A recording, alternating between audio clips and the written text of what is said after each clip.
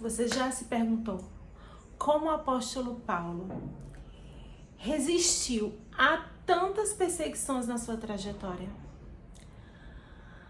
Eu acredito muito na palavra. E a palavra de fato nos traz lições de vida.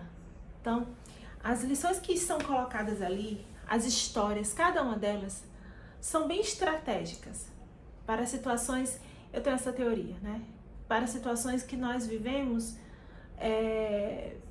de uma forma geral na nossa trajetória. Estou passando por um momento bem delicado agora na minha vida. Como vocês sabem, quem já me acompanha aqui no canal sabe que eu curso psicologia, estou no 5º período. E não foi apenas por uma questão de falta de oportunidade que eu não cursei antes, né? Eu até cursei 3 meses antes.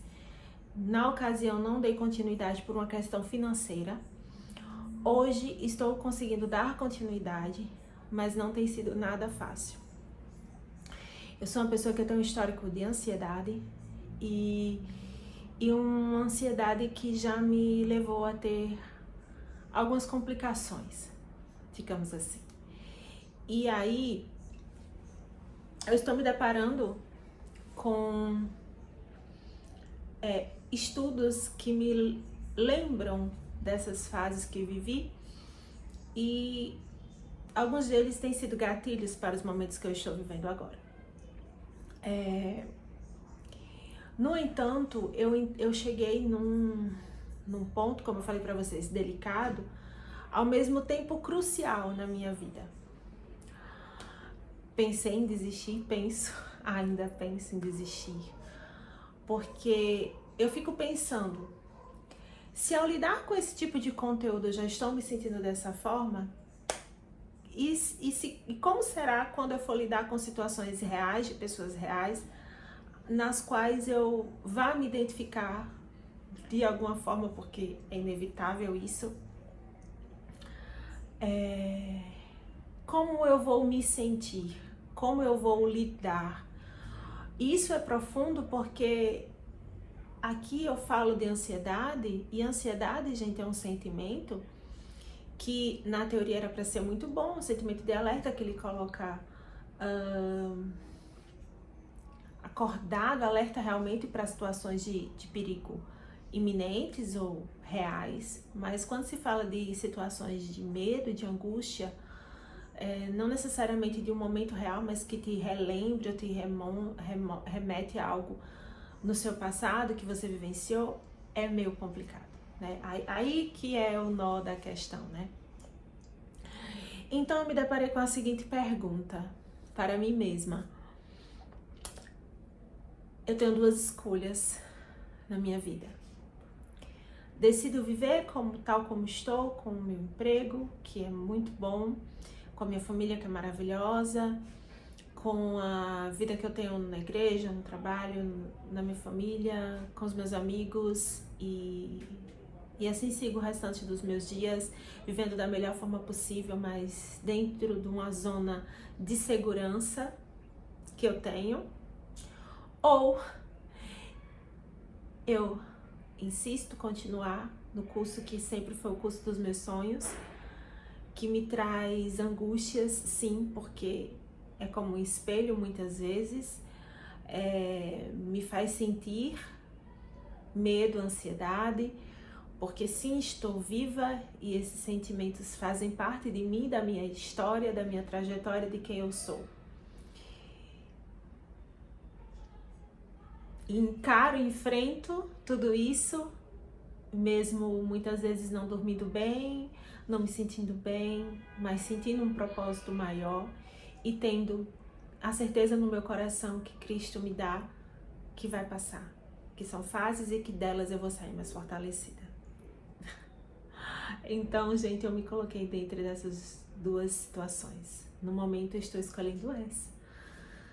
Não sei se amanhã eu vou mudar de ideia e vou escolher essa, porque essa é a beleza da vida, essa é a beleza também da dependência de Deus. Você não sabe o que vai acontecer depois. Você não sabe o que vai acontecer no dia seguinte. Você não sabe o que vai acontecer no minuto seguinte. Isso tudo, gente, essas questões, não só em mim, mas é uma infinidade de pessoas. O Brasil é o país de pessoas mais ansiosas no mundo, vocês sabiam disso? E pessoas que realmente não conseguem nem colocar o pé fora de casa sem precisar tomar algum remédio, que tem transtorno de pânico, que tem crises de pânico, que são coisas diferentes, e travam a sua vida, param de viver. Eu não sei se esse é o seu caso, que você abriu mão de um sonho, talvez, de um ideal que você tem no seu coração. Na verdade, eu acredito que Deus colocou em seu coração para que você viva, porque é uma coisa tão forte, gente, que não tem nem como expressar em palavras quando você sente propósitos de Deus na sua vida. É algo que lhe dá um caminho a seguir, uma paz interior, algo muito profundo. É uma espiritualidade, de fato, muito profunda. Mas por questões que você vivenciou, experienciou e foram tão terríveis, tão frustrantes, tão, sabe, tenebrosas até, você desistiu. Mas hoje eu vim aqui para contar um pouco da minha experiência e dessa história tão maravilhosa de Paulo, para que talvez seja uma fagulha dentro de você a ser, eu não digo corajoso, porque eu sei que não é por falta de coragem que você quer, que você está aqui. Você está aqui porque você tem fé e você tem coragem, porque você está lutando, está buscando soluções para a sua vida. Isso é muito louvável. Não acredite jamais em alguém vier lhe falar, confia em Deus, como que você não confiasse. É por confiar que você busca soluções. E eu nunca paro na minha vida, gente, de buscar soluções. Orar e agir são as ferramentas nas quais nós precisamos para vencer. Então, eu venho aqui trazer um pouco da história de Paulo, porque enfrentar medo, gente, enfrentar situações de risco e perigo, mesmo tendo um histórico de perigos e riscos, para mim é muito, muito forte. Paulo, ele foi açoitado, Paulo, ele foi preso, Paulo sofreu naufrágio. Eu digo, meu Deus, a primeira vez que eu soube que Paulo, indo em missão para fazer a vontade de Deus, sofreu naufrágios, eu fiquei, Deus, se eu fosse Paulo, eu dizia, que Senhor, tá me tirando? Tá me tirando? Até a tempestade que tu controlas, tu não estás controlando, que é desastre natural, que é teu poder ali. Entendo, gente, que tudo de ruim não provém da parte de Deus, mas algumas vezes é necessário e Ele permite, para que nós aprendamos algo, para que nós nos fortalecemos, e tudo tem um propósito maior. Então, se amanhã ou depois eu voltar e não cursar e não fazer as coisas, tudo bem, sabe? Tudo bem. É Deus que vai mostrar isso pra mim. E isso de não ter respostas prontas, esse canal, por exemplo, a proposta dele não é vir aqui e jogar cheio das verdades pra você. Não. É te trazer uma reflexão, é te trazer um caminho, é talvez ampliar por um lado que talvez você não tenha considerado. E eu acredito que de fato esse é o papel da psicologia. É fazer você mudar um pouco dos pensamentos distorcidos muitas vezes da realidade, né? Te trazer para a realidade é um movimento frequente nessa profissão. Como eu estava dizendo, Paulo sofreu perseguições, ele foi preso, sofreu naufrágio, ele foi açoitado, ele foi apedrejado, quase foi apedrejado e morto. E o que movia esse homem, gente? Como assim? Ele passava por tantas adversidades, mas parecia que ele via algo que todo o resto não via, todas as outras pessoas não viam. Parece que ele conseguia subdividir claramente o propósito de Deus, a humanidade dele, artimanhas do inimigo. E ele conseguia separar isso de tal forma que ele não desanimava, ele não desistia dos propósitos que Deus colocava em seu coração. E tinha uma saúde mental, assim, muito fortalecida, gente. E é esse aspecto que eu quero conversar com vocês. Porque essa conversa vai do viés psicológico. Eu sei que existem vários vídeos, vários conteúdos falando sobre a história de Paulo, e são todos muito válidos, mas às vezes a gente sente falta de uma perspectiva da ótica da psicologia, né? Da saúde mental. O que Paulo tinha, quais as armas que Paulo tinha em sua saúde mental que o fortaleciam dessa forma. Gente, então uma breve contextualização da história de Paulo. Paulo, ele era um judeu. Perseguiram os cristãos. Então eles perseguiam de forma muito agressiva, de prender, matar e tudo mais. E Paulo era um desses. Mas Paulo, ele tinha uma sinceridade tão grande no seu coração, porque ele achava que aquilo que ele estava fazendo era a vontade de Deus na sua vida. Então ele fazia sem remorso algum, porque ele tinha a convicção que era o certo que ele estava fazendo. Até que determinado dia, ele estava perseguindo os cristãos na estrada de Damasco para prender e matar, como era comum que ele se fazia. E aí ele viu uma luz muito brilhante, muito forte em sua direção, tão forte que o cavalo caiu, ele caiu. E na luz aparecia Jesus, um ser que ele não conhecia até então, e dizia: Paulo, Paulo, por que me persegues? E ele ficou atônito, ele não entendeu. Quem está falando comigo? Quem é você? E ele respondeu: eu sou Jesus, a quem tu persegues. Desde então, ele ficou cego e passou por um momento de muita dor e sofrimento. E creio que um sofrimento, não só por não estar enxergando, gente, não, mas um sofrimento psíquico, porque ele teve que desconstruir tudo aquilo que ele achava correto. E esse movimento é um movimento muito difícil. Já imaginou você do dia para a noite ter que desconstruir na sua mente tudo que você acreditou ser o correto, tudo que você acreditou foi levado ou condicionado a ver como o correto está equivocado.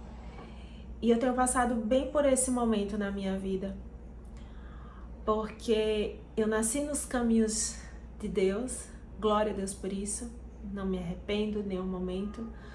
Deus faz parte de mim, faz parte de quem eu sou e faz parte de todos nós. Quer queiramos, quer não. Todos nós temos um relacionamento, uma essência do que foi colocado de Deus em nós. E quanto mais unidos e entrelaçados na concepção mais clara disso, melhor vai ser a nossa conexão. No entanto, gente, existe também uma palavra que destoa um pouco, que se chama religiosidade. E aqui eu falo sobre tradições que muitas vezes são colocadas como mais importantes do que o amor de Deus.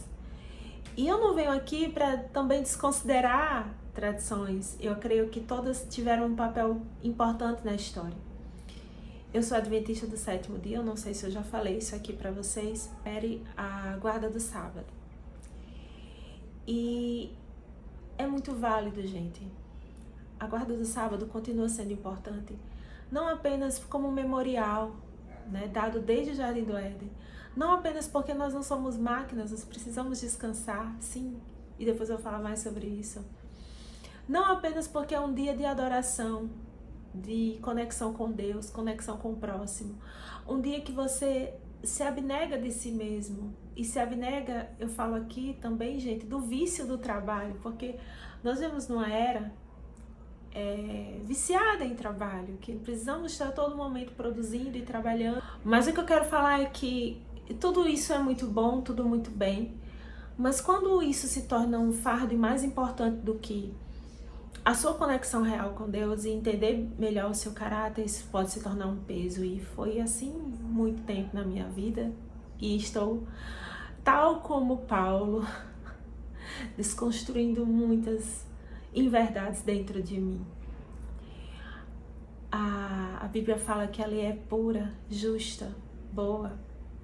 Davi diz que a lei, sobre ela ele meditava dia e noite. E era aprazível, não era para ser um peso, era para ser uma segurança.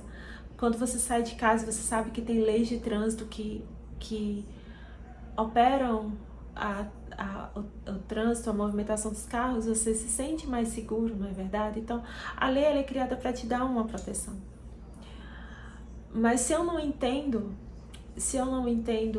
no caso aqui, me relacionando a religião e a Deus, se eu não entendo o propósito disso tudo, se eu me coloco com o peso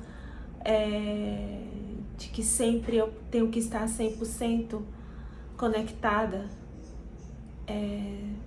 pode se tornar algo muito, muito oneroso na minha vida. E eu imagino Paulo nesse momento tendo que desconstruir todas as suas convicções e refazê-las. Mas a sinceridade no seu coração era tão forte, a sua determinação era tão intensa, que isso não iria pará-lo, não iria fazer com que ele desistisse de cumprir o seu propósito diante de Deus. Paulo e a resiliência. E aí, Iris? Paulo era uma pessoa resiliente, sabemos. Como ele conseguia isso? E aí eu venho trazendo o conceito de Angela Duckworth, né? Ela traz o conceito de grit. O que seria grit? Grit é a capacidade de você continuar, mesmo diante das adversidades. Você consegue enxergar além. Paulo conseguia enxergar além os papéis ali que estavam sendo colocados. Ele conseguia enxergar que as dificuldades que ele enfrentava tinham significado. Era para fazê-lo desistir, e ele sabia que não eram da parte de Deus que ele desistisse. E ele conseguia visualizar a longo prazo. Às vezes o que nos impede de ter resiliência é hoje pensar, mas eu vou vencer isso porque se amanhã eu vou ter que enfrentar essa situação de novo, ou vai acontecer esse outro problema na minha vida, vai acontecer aquele outro, por que me dá o trabalho? E e nesse conceito de usar, eu falo sim em oportunidades para ampliar a visão das pessoas que ele encontrava. As pessoas não conheciam Deus, não sabiam que era Jesus, então ele fazia associações a partir do que elas conheciam com Deus, para que elas conseguissem compreender melhor a mensagem que ele estava trazendo. Ele em nenhum momento acreditava ser capaz, mas ele acreditava em Cristo. Isso lhe era mais do que suficiente. Em Filipenses 4:13, Paulo nos diz: tudo posso naquele que me fortalece. Então, para Paulo não havia obstáculo grande demais, não havia barreiras que ele não pudesse ultrapassar com a ajuda de Deus, porque ele sabia que não se tratava dele, da humanidade dele. Ele tinha um corpo humano, mas queria viver e cumprir sua missão até quando Deus permitisse que fosse cumprida. E aí, gente, entendemos também o propósito de Paulo. Ele tinha clareza do seu propósito, né? Viktor Frankl falava: quem tem um porquê enfrenta qualquer como. Então, para Paulo não importava como as coisas iriam acontecer, importava o porquê. O porquê que ele estava ali, o porquê que ele tinha a sua missão. E aí eu imagino, gente, todas as vezes que Paulo se colocava diante dos perigos e das situações de risco, a visão que ele teve de Jesus. Eu creio que para mim isso era uma coisa tão clara e tão forte na vida dele, que o fazia permanecer e o fazia continuar na sua jornada. E agora eu vou trazer para vocês algumas concepções práticas na vida. Iris, eu não sou Paulo. Admiro muito, mas, oh meu Deus, você se sente assim? Como podemos aplicar os conceitos de Paulo? E lembrando que não era Paulo, né, gente? Paulo sempre se colocava em último plano, para ele era Deus e era ele que agia na sua vida. Então, a primeira orientação tenha um propósito claro. Você já sabe o seu propósito, já conhece ele. Às vezes a gente procura propósitos tão distantes, né? A gente se compara com outras pessoas que fazem doações grandes, que se dedicam em um trabalho filantrópico, que isso é maravilhoso também. dedicar tempo da sua vida em prol de ajudar pessoas, ou talvez vão atrás de conseguir donativos para ajudar outras, viajam em missão, tal como Paulo fazia. E às vezes a gente não pensa que ali no local onde a gente está, há pessoas também, há pessoas. E como eu tenho tratado essas pessoas? O que Deus me coloca no coração ser para essas pessoas? Então, isso tudo, gente, é propósito. Isso tudo é propósito. Propósito é propósito, não importa se grande ou pequeno. Isso é uma lição que eu aprendi, tenho aprendido. Às vezes eu achava que tinha que ser tudo muito grandioso para ser válido, né? E me frustrava muitas vezes porque eu achava que se fossem coisas pequenas não eram tão dignas. E quão erradas somos, né? Em pensar dessa forma. Todos os atos começam pequenos. Todas as coisas para se tornarem grandiosas, se assim for a vontade de Deus, começam de um pequeno passo, uma jornada distante de muitos quilômetros, começam com um pequeno passo. Então, esse é o primeiro ensinamento prático. Fortaleça sua fé e valores, desenvolva perseverança, sim, mesmo diante da dor. É necessário que a gente desenvolva perseverança. Acredite na sua capacidade de ação.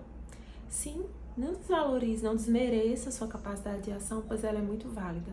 A fé de Paulo não era uma fuga da realidade, era uma força que dava sentido à sua realidade. Então ele não fugia da realidade, ele não distorcia a realidade. Ele utilizava aquilo como um trampolim para atingir os propósitos que Deus coloca no seu coração. A história de Paulo é uma ponte entre espiritualidade e psicologia, e é esse o tema basicamente que eu me debruço, que me chama, que me instiga, que é apaixonante para mim. Entender através de Deus, né, gente? Não só na sua palavra, se bem que tudo está conectado, mas através da ciência também. Deus está conectado na ciência, Deus está conectado nos elementos da natureza, Deus está conectado na sua palavra, Deus está conectado em nós. Então, se eu falo sobre a palavra, eu estou falando de Deus, porque está conectado a tudo, a psicologia, a ciência, a vidas, a significados, e é isso. Se tocou a você, o seu coração, eu convido a você que você curta, compartilha com alguém que precisa dessa motivação hoje, sabe? Que precisa ouvir essas palavras, que precisa entender que as ações que ela faz na sua vida são válidas. Seja esse canal de luz. Mas eu preciso tanto que o outro seja um canal de luz para mim. Seja esse canal de luz para o outro, que você vai ver que a troca vai ser ainda mais significativa. Então, eu vou ler essa passagem que se encontra em Coríntios, capítulo 11, do verso 23 em diante. São servos de Cristo, eu ainda mais me expresso como se tivesse enlouquecido, pois trabalhei muito, mas fui encarcerado mais vezes. Fui açoitado mais severamente em perigo de morte várias vezes. 5 vezes recebi os judeus 39 açoites. 3 vezes fui espancado com varas. 1 vez fui apedrejado. 3 vezes sofri naufrágio. Passei um dia e uma noite exposto à fúria do mar. Muitas vezes passei por perigos em viagens, perigos em rios, perigos entre assaltantes, perigo entre meus próprios compatriotas, perigos entre os gentios, perigos na cidade, perigos no deserto, perigos no mar, perigos entre falsos irmãos. Trabalhei arduamente por diversas vezes, fiquei sem dormir, passei fome e sede, e muitas vezes atravessei longos períodos em jejum, suportei frio e nudez. Além de tudo isso, peso diariamente sobre minha responsabilidade que tenho para com todos. Um resuminho que o próprio Paulo fez da sua trajetória de dores, de lutas, de angústias. E eu creio que Paulo, gente, não colocou isso aqui como uma reclamação, sabe? Como um resmungar do que tinha lhe acontecido, mas ele colocou aqui para ser uma exortação na minha e na sua vida, para entendermos que ele conseguia, apesar de todas essas situações, enxergar Deus. Ele conseguia enxergar Deus mesmo diante de tudo isso, e digo além, ele via o propósito em cada situação que ele enfrentava.